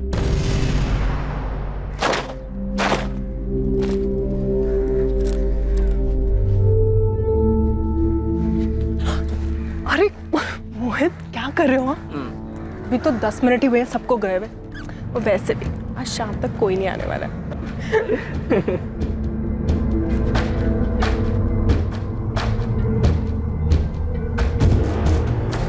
नहीं मैम, आप गलत कह रही हैं। अजीत कभी मोहित का मर्डर नहीं करवा सकते। उस दिन भी गलती हमारी थी, लेकिन उन्होंने खुद को सजा दी। चुप रहे, और आज तक उस बारे में कोई बात नहीं निकाली। क्या कहता मैं? गुस्सा निकालता भी तो किस पे? आखिरकार दोनों थे तो मेरे अपने ही ना। और फिर शिखा और मोहित दोनों की आंखों में शर्मिंदगी थी, पछतावा था। तो मैंने मोहित और शिखा दोनों को उनके पछतावे के साथ छोड़ दिया और मोहित से कहा कि मेरी गैर हाजिरी में मेरे घर में ना आया करे। अजीत, बहुत ज्यादा शर्मिंदा हूँ। माफी मांगने में भी शर्म आ रही है। पता नहीं कैसे बहक गई थी। मुझे माफ कर दो।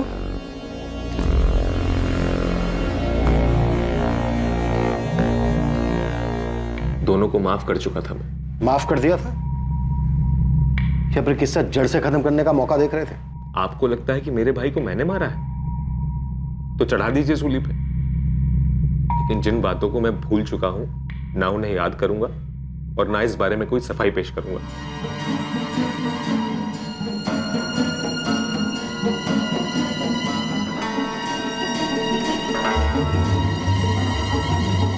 बात मुझ तक थी इसलिए अब तक दबाए रखा, लेकिन अब पुलिस जान गई है तो आप लोगों को किसी और से पता चले इससे बेहतर है कि मैं ही।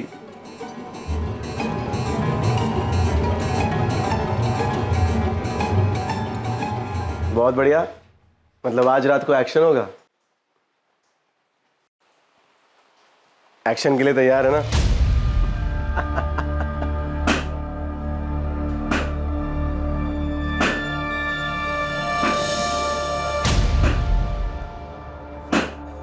सारी बंदूकें तो जब्त हो गई, अब कैसे लड़ेंगे पंजा गैंग से? पक्का किसी ने खबर दी थी कि हम लोग गायत्री लॉज में हैं। खैर तू चिंता मत कर, कल बाबू के लोग आ रहे हैं इंदौर से सामान लेकर। उसके बाद पंजा गैंग के एक एक आदमी को दौड़ा दौड़ा कर मारेंगे।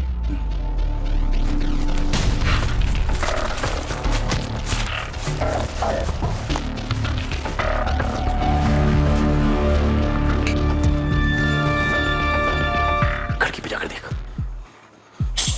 आराम से आराम से।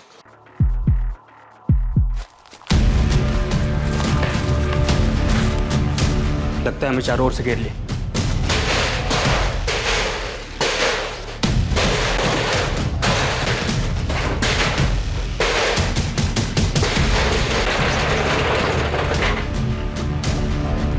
क्या नंदू मारा गया? किसने मारा सर? और रघु कहाँ है?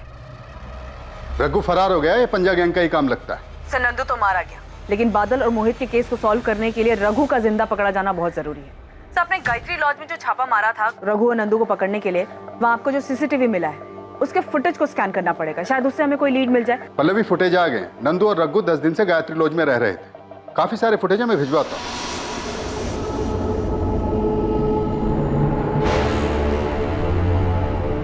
अब हमारे पास ये सिर्फ रघु ही आखिरी उम्मीद है। इससे पहले कि रघु को कुछ हो, हमें किसी भी हालत में उस तक पहुंचना। केस के खुलासे के लिए रघु का जिंदा हाथ लगना पुलिस के लिए बहुत जरूरी हो गया।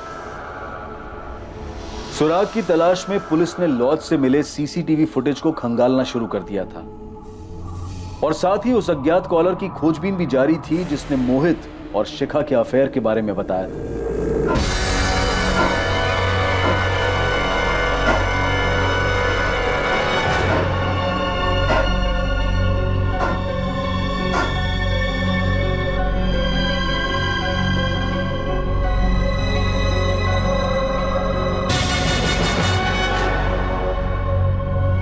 केस से जुड़े सभी संदिग्धों पर कड़ी नजर रखी जा रही थी। सर भोपाल के गायत्री लॉज में जहाँ रघु और नंदू रुके थे उसके सीसीटीवी फुटेज में एक अजीब बात नजर आ रही है। ये देखिए,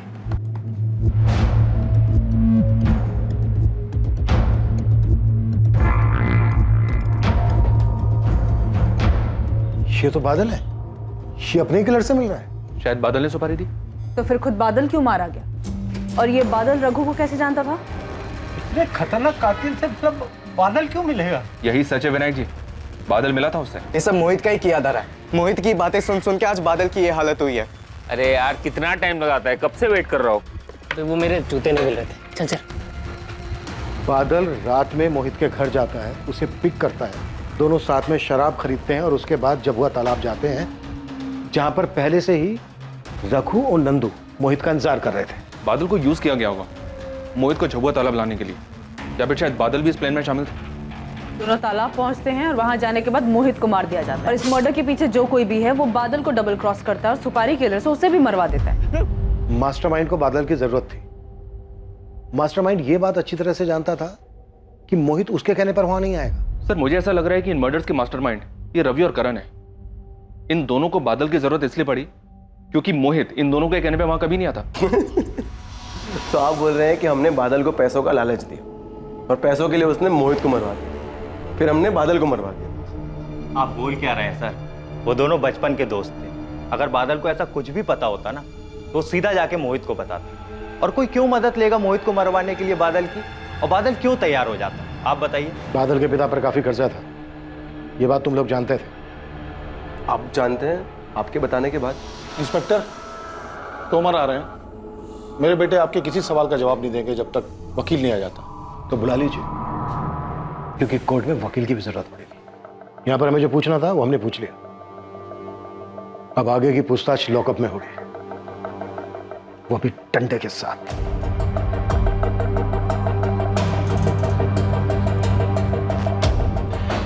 मुझे रवि और करण के हर मोमेंट की इंफॉर्मेशन चाहिए जाता हूं। जरूरत पड़े तो और आदमियों को भी लगा दो काम पर, और अर्जेंट में दोनों के कॉल रिकॉर्ड्स में निकलवाओ। पल्लवी, रघु पर क्या अपडेट है? सर मेरी भोपाल पुलिस से बात हुई है, वो लोग काम पे लगे हुए हैं। मैं भी बात करता हूं उनसे। हमें किसी भी कीमत पर ये रघु चाहिए।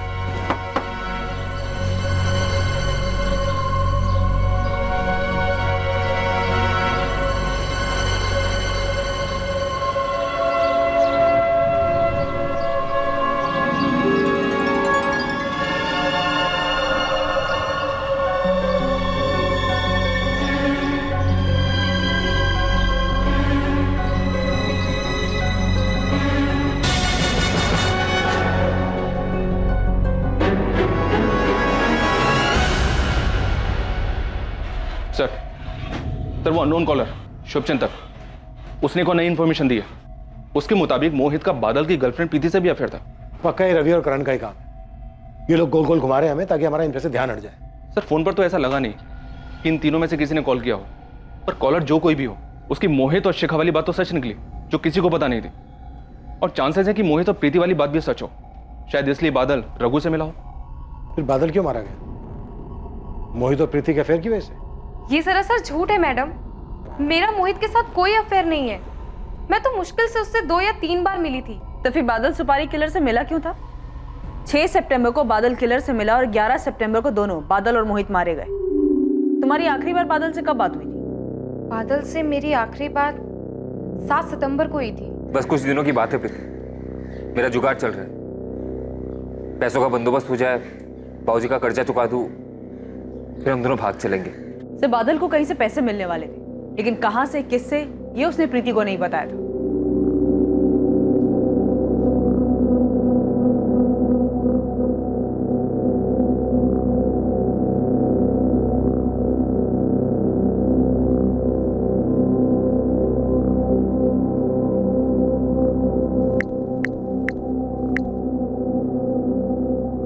भाई साहब नटवर बोल रहा हूँ। हाँ बोलो। वो पुलिस आपके बारे में पूछ रही थी। उन लोगों ने बहुत मारा भाई साहब, लेकिन मैंने उन्हें कुछ नहीं बताया कि बादल का खेत जलाने को आपने कहा है।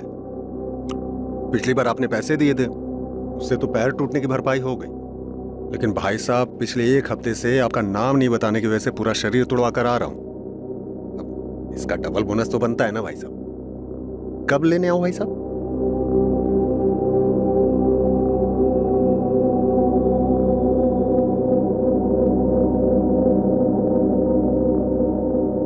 पुलिस अंधेरे में चारों दिशाओं में हाथ पैर मार रही थी, लेकिन कहीं से भी उम्मीद की कोई किरण नजर नहीं आ रही थी। इस केस का सारा दारोमदार एक ऐसे शख्स के बयान पर टिक गया था जो खुद एक पेशेवर अपराधी था, रघु चंदेल। और आखिरकार पुलिस की कोशिशें कामयाब हुई और रघु पुलिस के शिकंजे में आ गया।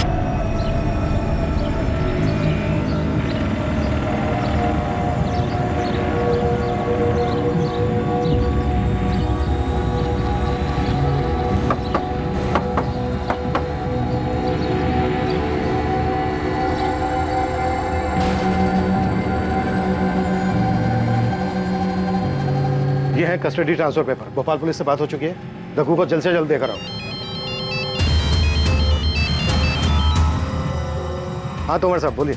आपसे कुछ बात करनी थी, कब मिल सकते हैं? हाँ गिरधर बोलो। नाम क्या उस अज्ञात कॉलर का? मोहित ने जो कुछ किया उसके लिए मैं माफी मांगता हूँ। मामा जी आपको शर्मिंदा होने की कोई जरूरत नहीं, गलती आपकी नहीं थी।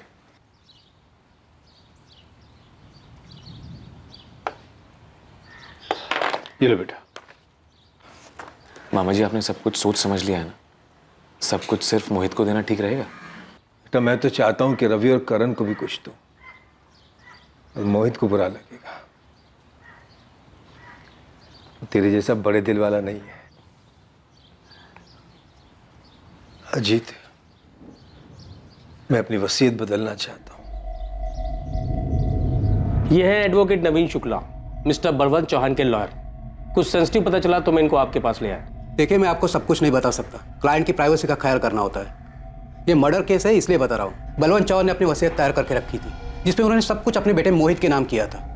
दूसरा कोई हिस्सेदार नहीं था, लेकिन उस वसीयत में एक ऐसी कंडीशन है, एक ऐसा क्लॉज है जो आमतौर पर कोई नहीं रखवाता। कैसी कंडीशन, कैसा clause? I am sorry officer, वसीयत की बात है, वो तो आपको बलवंत चौहान से ही पूछना होगा। इंस्पेक्टर, ये लीजिए, ये वसीयत के कागजात है। साफ साफ लिखा है इसमें, सब कुछ मोहित के नाम। वसीयत में तो आपने सब कुछ मोहित के नाम ही लिखवा रखा है। ये क्या बलवंत जी, ये कैसी शर्त है? कैसी शर्त? क्या लिखा है इसमें? पढ़िए।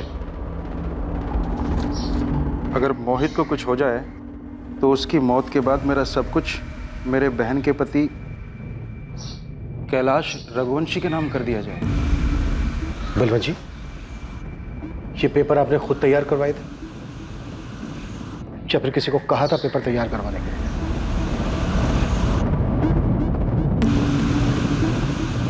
सर क्या पूछना है मुझसे? क्या काम है बताइए ना। आवाज बदलकर पीसीओ से कॉल करना है। ये मोहित और शिखा को तलाशिए। इन दोनों का कुछ ऐसा रिश्ता है जो दुनिया से छुपा हुआ है।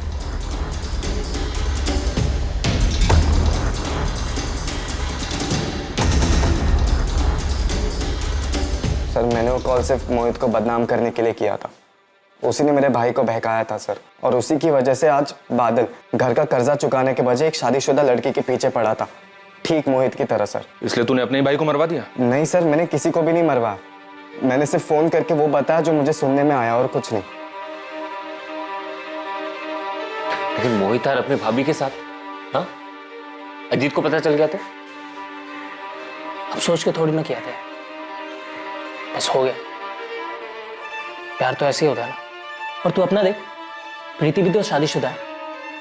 सर मैं चाहता था कि मेरा नाम सामने ना आए, इसलिए मैंने छुपकर पीसीओ से फोन किया। फिर प्रीति और मोहित का अफेयर वो कहाँ सुना तूने? प्रीति ने तो नकार दिया। सर प्रीति अपने शादी के बाद भी अपने पति को धोखा दे रही थी। कल जाके सर वो मेरे भाई को भी धोखा दे सकती थी। मैं चाहता था उसका भी नाम उछले, उसकी भी बदनामी हो, इसलिए मैंने दूसरा कॉल किया और मोहित और प्रीति की कहानी सुनाई। अपनी कहानी सुनाना बंद कर और हमें ये बता, मोहित और बादल के मर्डर के बारे में क्या जानता है तू?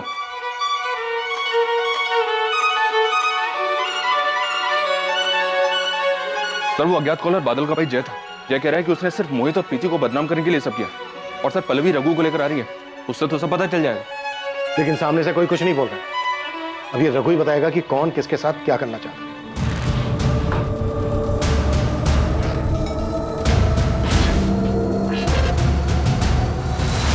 पर अजीत ने वसीयत में ऐसा क्यों लिखवाया? कोई और बात नहीं थी, सिर्फ सेफ्टी के लिए लिखवाया था पापा का नाम। तो फिर ये बात बलवंत जी से क्यों छुपाई? क्योंकि तूने कभी माफ नहीं कर पाया। तू अच्छी तरह से जानता था कि शिखा तुझसे ज्यादा मोहित को पसंद करती थी, और तू देखने के अलावा और कुछ नहीं कर सकता था। कोई पछतावा नहीं था उन दोनों को? हाँ नहीं माफ कर पाया उन्हें मैं। कैसे माफ करता? मेरे मना करने के बाद भी मिलते थे, बार बार मिलते थे। कैसे बर्दाश्त करता? मेरा भाई, मेरी बीवी मेरे ही पीठ में बार बार खंजर घोंप रहे थे, और रही कहीं कसर इस बलवंत मामा ने पूरी कर दी। मुंह से बेटा बेटा बोलते थे, दिल से कभी माना ही नहीं बेटा। बेटा मैं तो चाहता हूं कि रवि और करण को भी कुछ दो, और मोहित को बुरा लगेगा। मामा जी ने सब कुछ मोहित को दे दिया, मेरा जिक्र तक नहीं किया। और वही बेटा मेरी ही बीवी के साथ। सबने मुझे समझ क्या रखा है? सारी कुर्बानियां मैं ही दूं? मेरी मां ने मेरे हिस्से का आधा प्यार मोहित को दे दिया, उसका कोई बोल नहीं। मैंने हमेशा उसे छोटे भाई की तरह संभाला, उसका कुछ नहीं। मोहित को कैसे मारा और बादल रघु तक कैसे पहुंचा?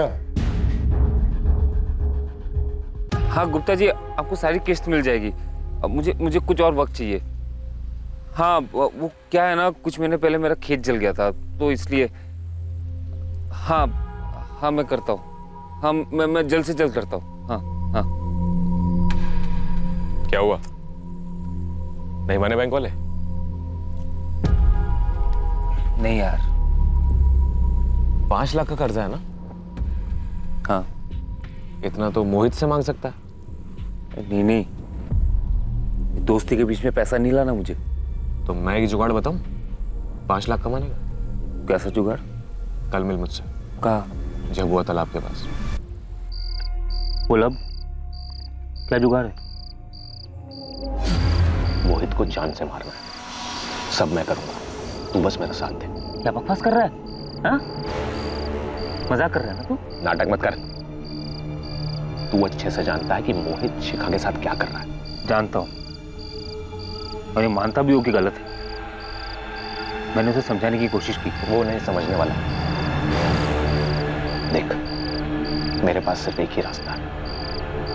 मोहित के मरने के बाद बलवंत मामा की सारी जायदाद मेरी हो जाए। तू बस मेरा साथ दे, मैं तेरा 5 लाख का कर्जा भी उतरवा दूंगा। सोच मत। देख, मैं अपने दोस्त को नहीं मार सकता, ठीक है? और तू भी ये सब मत सोच, नशे में है तू। डर मत, हम लोग नहीं मारेंगे, पेशेवर खूनी आएंगे उसे मारने के लिए। तू बस मोहित को यहाँ ले आ, करेगा मेरा काम? नहीं, मैं ये नहीं कर सकता। अपने दोस्त को मैं धोखा नहीं दे सकता, ठीक है? शुरू में बादल ने मना कर दिया, लेकिन मैं जानता था कि इस दोस्ती को सिर्फ गरीबी ही तोड़ सकती है। मुझे पता था कि बादल सर से लेकर पांव तक कर्जे में डूबा हुआ। उस बारे में बात भी मत करना चाहिए। मैं अपने दोस्त को धोखा नहीं दे सकता। देख, मुझे तो मेरे भाई, पत्नी, सबने धोखा दिया, तो दोस्त क्या चीज है? और कल को अगर तेरा बाप कर्जे में मर गया तो अचार डालेगा दोस्ती का? मोहित सिर्फ अपना फायदा देखता है, तू अपना फायदा देख। चल, 7 लाख दूंगा तुझे, बोल। देख, अब तू सोचने लगा, चल तेरे लिए 8 लाख। कर्जा चुकाने के बाद भी 3 लाख बचेंगे तेरे पास, सोच के बताना।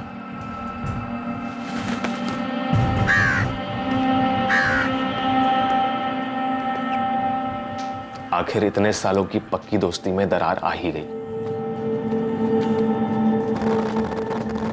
क्या सोचा फिर? तैयार हूं मैं, लेकिन 10 लाख लूंगा और जायदाद का एक हिस्सा मेरा। मंजूर? मैंने एडवांस देने के बहाने जानबूझकर बादल को रघु के पास भेजा। अजीत ने बादल को भेजा था, हमें उसी से पैसे मिले थे। ठीक है, निकल अब तू रघु और नंदू जैसे क्रिमिनल्स तक कैसे पहुंचा? कुछ साल पहले हमारे यहाँ एक लड़का काम करता था, वो जानता था नंदू को। फिर 11 तारीख को कैसे मारा? 11 तारीख को मैं दुकान का कुछ सामान लाने के लिए जबलपुर के लिए निकला। प्लान के मुताबिक बादल मोहित को झबुआ तालाब वाले जंगल के पास लाने वाला था।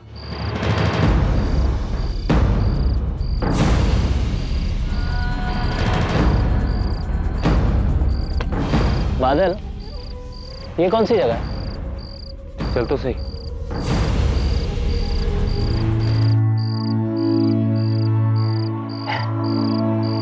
ए, क्या हुआ?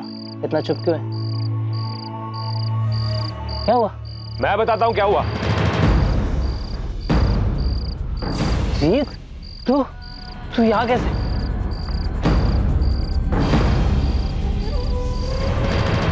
मरवा दिया मैंने मोहित को, अपने धोखेबाज भाई को। रिश्तों की मर्यादा कुचल दी थी उसने, अब उसका मरना जरूरी था। बादल को क्यों मारा? ये क्या कर डाला हमने? हाँ? अरे पाप है ये बाप, अपने भाई जैसे दोस्त को पैसों के लिए मार दिया। कुछ बोल दूंगा, मुझे नहीं चाहिए पैसे, मैं अपना गुनाह कबूल कर लूंगा।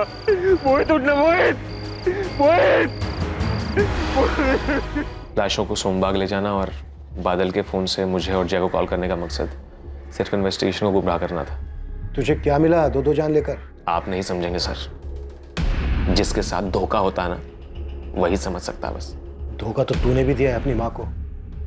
उससे उसके 2 बेटे छीन लिए, एक को मरवा दिया और एक मरने तक जेल में रहेगा। ये धोखा तेरी माँ को जिंदगी भर सताएगा। मेरी परवरिश में कहीं कोई कमी रह गई थी। खुद को दोष मत दे बीना, ये सिर्फ और सिर्फ उनकी गलती है।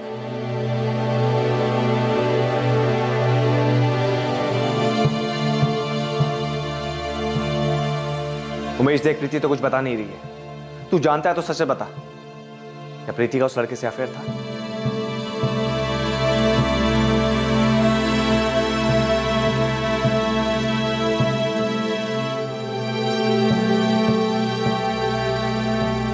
अजीत रघुवंशी और सुपारी किलर रघु चंदेल को इस डबल मर्डर के लिए आईपीसी की धारा 302 के तहत हत्या के जुर्म में अरेस्ट किया गया है। फिलहाल दोनों जुडिशियल कस्टडी में हैं। सभी रिश्ते भरोसे की नींव पर टिके हुए होते हैं, फिर चाहे वो कोई भी रिश्ता क्यों ना हो। लेकिन इस केस की विडंबना यह थी कि यहाँ हर किसी ने अपने चाहने वाले का विश्वास तोड़ा। मोहित ने अजीत की पत्नी शिखा के साथ अफेयर कर विश्वासघात किया। अजीत के गुस्से और दुख को समझा जा सकता है, लेकिन उसने षड्यंत्र रचकर अपने ही ममेरे भाई की हत्या करवाई, जिसे किसी भी एंगल से जायज नहीं ठहराया जा सकता। उसके पास अपनी पत्नी शिखा और ममेरे भाई मोहित से अलग होने और रिश्ते को खत्म करने का विकल्प था, लेकिन अजीत लालची बन गया। उसने मोहित का कत्ल करके जायदाद हथियाने का रास्ता चुना। अपनी इस मंशा को अंजाम देते हुए अजीत ने अपने ही परिवार को तबाह कर दिया। उसने अपनी मां से उनके दोनों बेटों को छीन लिया। कहा जाता है कि हर फसाद की जड़ जर, जोरू या जमीन, इन्हीं तीनों में से कोई एक होती है। लेकिन इसमें दोष जर, जोरू और जमीन का नहीं, बल्कि उस शख्स का होता है जो इन्हें हासिल करने के लिए अपनी इंसानियत खो बैठता है। जज्बात में बहकर, आवेश में आकर जुर्म का रास्ता इख्तियार कर लेना बहुत ही आसान और कमजोर विकल्प है, जो आगे चलकर सिर्फ तकलीफ देता है। अगर आपको पता चले कि आपका जीवन साथी आपको धोखा दे रहा है, तो ऐसे हालात में उस व्यक्ति को नुकसान पहुंचाना या उस रिश्ते को जबरदस्ती खींचना, ये प्रॉब्लम का हल नहीं हो सकता है। ऐसे वक्त में उचित यही है कि इंसान बिना किसी विवाद के उस रिश्ते से अलग हो जाए और जिंदगी में आगे बढ़ने की कोशिश करे। बदला और विश्वासघात कभी किसी का भला नहीं करते। ये एक के बाद एक आने वाली मुसीबतें हैं, जिसका आखिरी अंजाम हमेशा तबाही ही लाता है। गलत काम में की गई कोशिशों से कभी भी सुकून हासिल नहीं किया जा सकता, और ना ही अपने खालीपन और नाकामयाबी के दर्द को दूसरों के बारे में बुरा सोचकर दूर किया जा सकता है। अब मैं अनूप सोनी आपसे विदा लेता हूं। फिर मुलाकात होगी कल रात 11 बजे एक और नए केस के साथ। और याद रखें, क्राइम और आपके बीच में सिर्फ इतना फर्क है कि आप कितने सतर्क हैं। सतर्क रहें, सुरक्षित रहें। जय हिंद। इस तरह के और भी एपिसोड देखने के लिए हमारे चैनल को सब्सक्राइब करें और बेल आइकन दबाना ना भूलें।